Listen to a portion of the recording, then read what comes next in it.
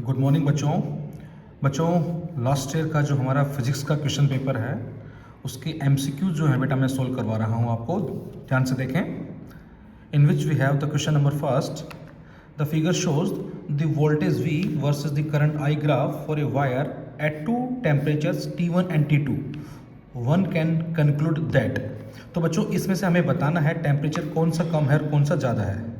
तो बेटा आप लोगों ने पढ़ा हुआ है ओम्स लॉ में कि V में और I में जब हम ग्राफ प्लॉट करते हैं तो वो हमारा एक स्ट्रेट लाइन ग्राफ आता है और उस ग्राफ का जो स्लोप होगा जिसको हम रिप्रेजेंट करते हैं tan थीटा से, which is equal to delta V by delta I, that is V by I, which is equal to R।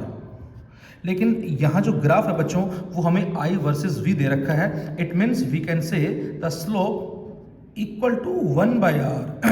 ये हमारा इन्वर्सली प्रोपोर्शनल आएगा रेजिस्टेंस के। सो हम यहाँ से कह सकते हैं बेटा कि जिसका स्लोप ज़्यादा है उसका रेजिस्टेंस कम होगा। इसके साथ साथ आपने पढ़ा हुआ है बच्चों कि जो R है वो होता है ml/n² a tau।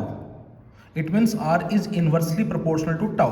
It means whenever we increase the temperature, then average relaxation time decreases. So resistance increases. It means temperature ज़्यादा है तो resistance ज़्यादा है। The reverse is also true.